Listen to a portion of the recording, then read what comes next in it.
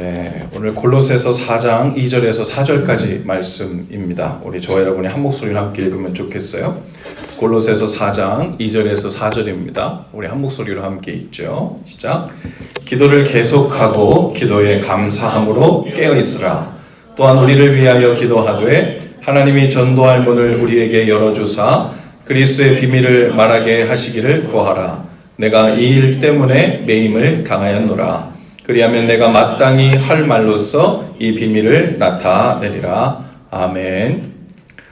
골로새서를 시작했습니다. 그리고 골로새서의 배경을 며칠 전 새벽 기도하면서 말씀드렸는데 바로 바울이 지금 감옥에 있는 중이죠. 그리고 골로새 교회에 문제가 생겼다는 이야기를 듣고 그 문제를 해결할 권고의 말을 이제 편지글로 써서 보낸 글입니다. 감옥에 있으면 만감이 교차되겠죠. 바울이 감옥에서 쓰고 있으니까요. 아마 하나님께서 인도하실 줄 알면서도 그 감옥이라는 환경 때문에 마음속에 이런저런 번민들과 우려들이 왜 없지 않았을까 그런 생각을 해요. 언제 죽을지 모르는 장소가 감옥입니다. 요즘 같으면 우리가 뭐 이렇게 몇 년형 혹은 뭐 이렇게 판결을 받으면 그대로 촥 실행이 되지만 이 시대만 해도요, 감옥에 들어갔다가 판결자 마음대로 쥐도 새도 모르게 어떻게 돼도 크게 상관없는 시기란 말이에요. 세례 요한과 같이 헤롯의 취기에 의해서 갑자기 죽음을 당할 수도 있죠. 여러분 아시는 것처럼 세례 요한이 감옥에 갇혀 들어갔는데 그 헤롯이 이 술이 거나하게 취해가지고요. 헤로디아의 딸이 춤추는 거 보고 야 너무 아름답다고 네가 오늘 무슨 소원을 말하든 내가 다 들어준다. 그랬더니 그 헤로디아가 자기 딸에게 일부러 음모를 세우죠. 세례 요한의 목을 요구해라. 이렇게 해가지고 그냥 그날로 세례 요한의 목이 달아난 거예요. 감옥에 갇혀 있는 상황에서 그 마음에 이런저런 우려와 번민들이 있었을 겁니다. 어쩌면 감옥이라는 환경과 가장 어울리지 않는 단어가 있다면 오늘 우리의 성경 말씀이 나오지만 감사라는 단어가 아닐까 생각해 봐요. 그런데 바울은 골로새 성도들에게 오늘 첫 2절에서 뭐라고 해요? 기도하며 깨어 있으되 그냥 기도가 아니라 감사함으로 깨어 있으라고 그렇게 이야기합니다. 감사함으로 깨어 있다라는 말이 무슨 의미일까요? 우리는 기도하면서 깨어 있을 수는 있지만 감사를 유지하면서 깨어있는 일에는 어쩌면 마음을 크게 쓰지 않을 수 있어요. 감사가 빠진 기도는요, 간구하는 기도로 우리가 쉽게 기울어집니다. 그래서 간구를 한다는 것은 내 안에 부족한 상황, 어려운 상황, 때로는 불평과 혹은 우려가 될 만한 그러한 것들을 전제로 가지고 하나님께 구하는 거잖아요. 부족하고 안 풀리고 답답하니까 간구하게 되는 거잖아요. 이것을 불평이라고 말은 안 하지만 사실은 그 배경에 감사라는 자리가 비어있을 가능성이 아주 커요. 그래서 하나님께 기도하면서 깨어는 있으되 감사함으로 깨어있으라 라는 말은 간구하는 기도가 중심이 되는 것이 아니라 감사하는 기도가 중심이 되는 기도로 깨어있으리라는 말로 볼 수 있겠어요. 감사가 주도하는 기도를 드리며 깨어있을 수 있기를 바랍니다. 단순히 하나님께 말로 고맙다고 사례하는 기도 정도가 아니라 감사로 깨어있다는 것은 물론 우리처럼 지난 한 해 하나님께서 우리에게 베푸신 은혜들을 기억하면서 감사합니다 하는 것도 감사 기도지만 지금 우리가 처해 있는 이 상황, 이 형편, 바울로 말하면 지금 감옥에 갇혀 있는 상황이죠. 그리고 어떻게 될지 모르는 상황이에요. 그런데 그 모든 형편에도 하나님의 섭리와 인도하심이 있다는 것을 믿음을 전제할 때 감사 기도로 깨어 있을 수 있는 거예요. 그러니까 다른 말로 하면 감사 기도하며 깨어 있으라는 말은 하나님을 향한 믿음과 신뢰를 유지하라는 말과 같은 거예요. 그냥 감사할 일이 있어서 감사 기도를 드리고 아닐 때는 그냥 간구하는 기도가 아니라 우리의 모든 기도의 감사가 빠지지 않고 중심이 되어서 유지되도록 하는 것. 그것은 하나님께서 우리 상황과 형편과 상관없이 그분의 일을 지속적으로 행하고 있다는 믿음을 놓치지 말라는 말이죠. 그래서 시작부터 끝까지 감사로 일관하는 사람은요, 감사가 습관이어서도 아니고 좋게 생각하자는 것도 아니에요. 하나님께서 베푸신 은혜뿐 아니라 베풀고 계신 그 은혜지만 눈에 보이지 않지만 그것을 신뢰하는 마음을 놓지 말자는 말이죠. 하나님과 깊은 교제를 나누었던 성인으로 유명한 성 프란시스코라는 사람이 있습니다. 이 성 프란시스의 기도를 가리켜서 어떤 사람은 이렇게 별명을 붙여요. 한마디 말뿐인 기도. 한번 따라해 봅시다. 한마디 말뿐인 기도. 왜 이런 말이 붙여졌냐면 하루는 베르나드라는 친구가 그 성 프란시스를 방문했대요. 그리고 성 프란시스가 하던 대로 기도를 하기 시작하는데 오직 한마디만 가지고 기도를 하더래요. 그 기도 마디가 뭐냐면 두 손을 모고 기도할 때 Oh my Lord, 오 나의 주님 하고서는 그 한마디 하고서는 눈물을 주르륵 흘리면서 말을 잇지 못하는 거예요.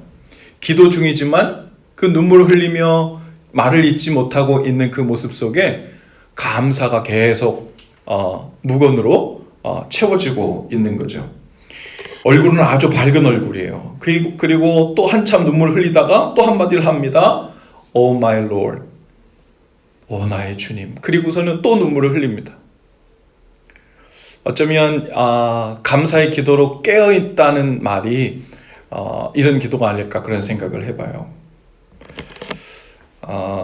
여러분 어쩌면 지금 저 여러분이 처해 있는 형편이 우리가 그냥 physically 감옥에 갇혀 있는 건 아니지만 우리 주위를 옥죄고 벗어날 수 없는 어쩌면 지난 한 해 하나님 저에게 있는 이 환경이 마치 감옥과 같습니다. 해결되지 않는 이 문제가 내 사방에 다 막혀서 어디 나갈 수 출구가 없는 것 같은, 그래서 올 연말이 될 때까지는 이 일이 해결되겠지 하는 마음으로 감옥을 벗어나겠지 하는 소망으로 있었는데 하나님 감옥에서 벗어나지 못한 채 새해가 되었어요. 그리고 오늘 첫 기도 시간에 왔어요. 이게 웬일입니까? 어찌함입니까? 이 감옥에서 언제 벗어나는 거예요?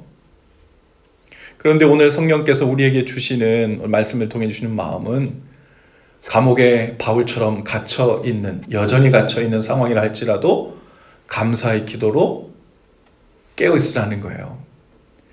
기도하는 가운데 감사를 놓치면, 즉 하나님께서 우리 삶을 여전히 인도하고 계시다는 그 믿음을 놓치면 그거는 감사의 기도를 하지 않는 정도가 아니라 영이 잠든 거라는 거예요. 하나님께서 여전히 우리 삶을, 내 가정을, 이 문제를, 그리고 감옥처럼 옴짝달싹하지 못하게 내 발목을 붙들고 있는 이 일을 여전히 그분의 방법으로 추리하고 있다는 그 믿음이 오늘 우리 가운데 있게 되기를 바랍니다. 또 하나 오늘 본문 가운데 바울이요, 감옥에 갇혀있는 자신의 상태에서 또 한 가지를 부탁합니다. 성도들에게. 바로 로마의 복음을 전하기 위해서 때를 기다리고 있는 거예요. 여러분 지금 이 사실 우리가 그 상황을 보면 어떤 상황이냐면 지금 바울이 복음을 전하다가 갇혔어요. 그런데 재판도 제대로 받지 않고 복음을 전한다는 말로 그냥 갇힌 거예요. 그리고서는 바울이 이렇게 얘기합니다. 나는 로마 시민권이 있는 자인데 나를 제대로 재판도 안 하고 로마 시민권자를 가뒀다. 당신 각오하라는 거예요. 그랬더니 놀래가지고 네가 로마 시민권자인 줄 몰랐다. 그러면서 풀어주겠다고, 당장 풀어주겠다 그랬더니 바울이 어떻게 해요? No, 나 안 나가겠다는 거예요. 그리고서는 어디 당해봐라 이 말이 아니고 바울에는 하나님께서 인도하고 계신 뜻이 있다고 믿었어요. 그게 무엇이냐면 이 일을 빌미로 자기가 로마에 가서 가이사에게, 즉 로마 황제 앞에서 재판을 받는다는 명목으로 복음을 전하겠다는 거예요. 당신 무슨 죄를 지었습니까? 라는 그 이야기를 변호하면서 그 앞에서 내가 경험했던, 내가 만났던 예수 그리스도, 내가 얻게 된 구원, 그 생명의 삶, 그것을 황제에게만 얘기하겠어요? 그 주위에 있는 황제 밑에 있는 모든 신하들과 많은 사람들 앞에서 복음을 전할 기회를 갖고 있는 거죠.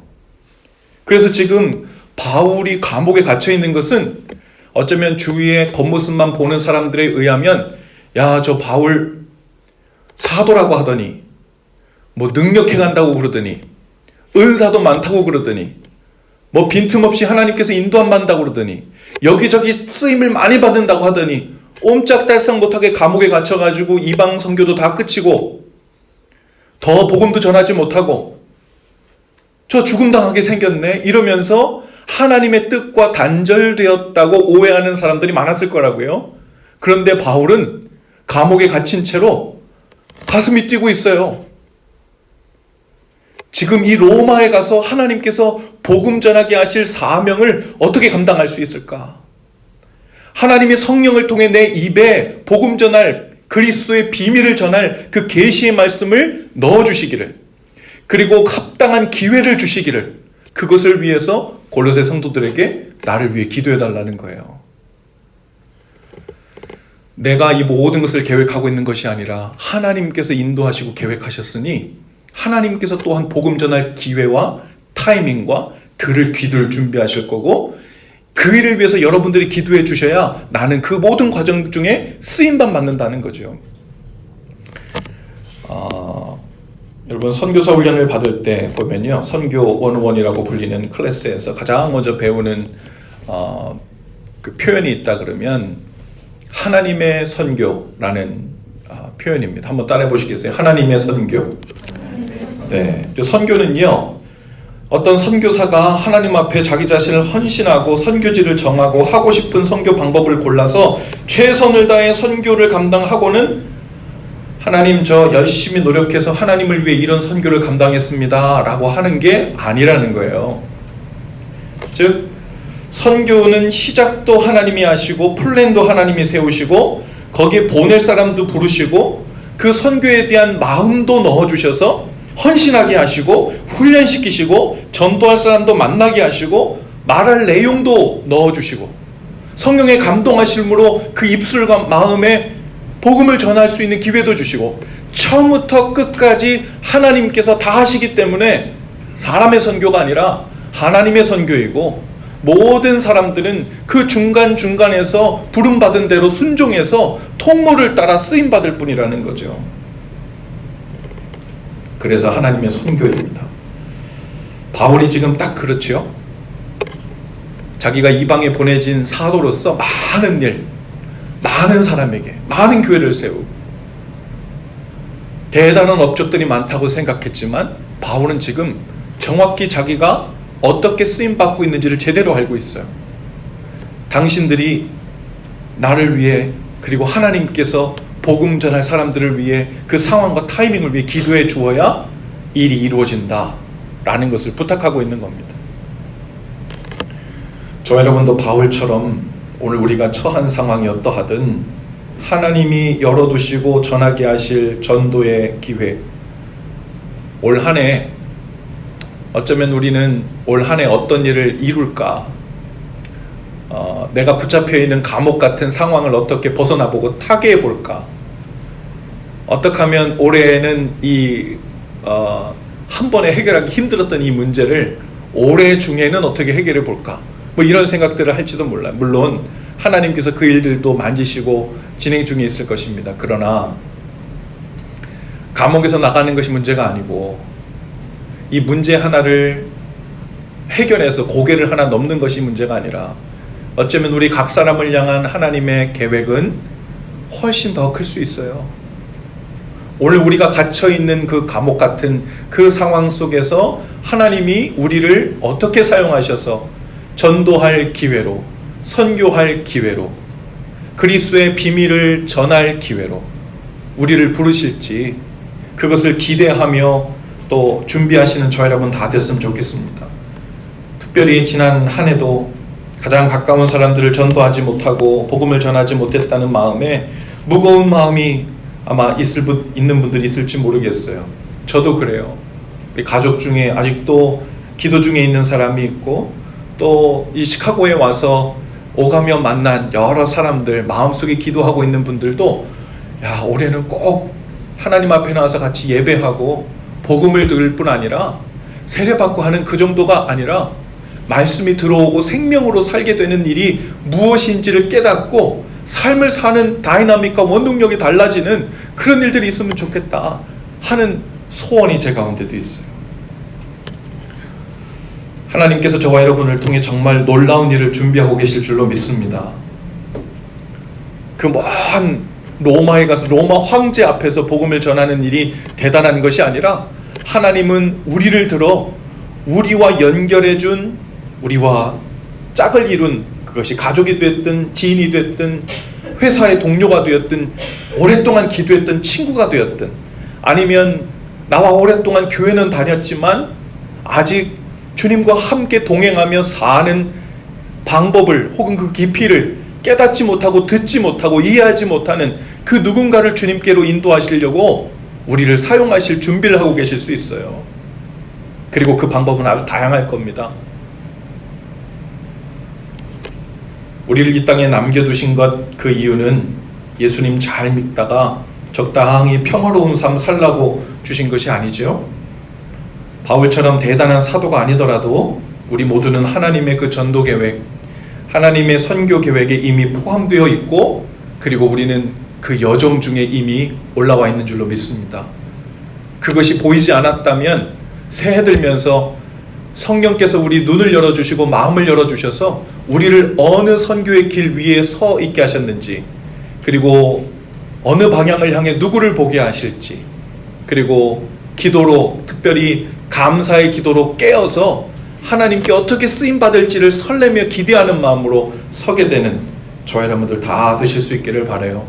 오늘 기도하실 때 이렇게 기도합시다. 하나님, 제가 무엇보다 올 한 해 기도로 깨어있기를 원하는데, 기도를 하냐 안 하냐 하는 on and off에 대한 문제가 아니라 감사가 중심이 되어 내 삶의 상황이 감옥에 있든 감옥 밖에 있든 문제 안에 갇혔든 문제를 해결했든 그 모든 것이 하나님께서 그분의 뜻을 위해 사용하기 위한 통로요, 환경이요, 또 하나님의 구성하시는 플랜 안에 있음을 감사로, 믿음으로 표현하는 저희가 되게 하시옵소서. 흔들림 없이 그것을 놓치지 않고 그 앞에 서서 쓰임 받게 하시고 복음을 전하는 자 되게 하시고 우리를 통해 주님 뜻 마음껏 이루시는, 또 영혼들을 살리고 풍성케 하시는 그 일들이 나타나는 2020년 한 해 되게 하시옵소서. 오늘 이것이 저 여러분의 기도가 될 수 있게 되기를 바랍니다. 함께 기도합시다. 하나님, 주님께서 말씀하시면 우리는 주님을 따라가겠습니다. 그러나 때로는 주님, 제가 주님을 따라가려고 하는데 아직 발목 잡혀 있는 상황이 너무 많습니다. 감옥에 갇혀 있습니다. 문제에 갇혀 있습니다. 라는 기도로 주님께 기도는 하지만 감사를 놓쳐 깨어있지 못했던 적이 얼마나 많은지요. 힘써 감사를 붙들고 주님 앞에 나아가 우리 각 사람을 통해 한 영혼, 로마 황제보다도 더 소중하고 귀한 그 가족, 그 친구, 그 동료, 그 형제 자매를 살리시자는 주님의 계획을 보는 눈이 열리게 하시고 그 여정 중에 이미 우리를 데리고 가고 계신 줄을 믿으며 감사로 깨어 주님께 쓰임받는 복된 한 해 될 수 있도록 인도해 주옵소서. 오늘 기도하실 때 또 그 눈이 열리게 하시고 주님의 마음을 보게 하시고 또 그것을 소원으로 기도하는 저희들 되게 하시옵소서. 예수님의 이름으로 기도합니다. 아멘.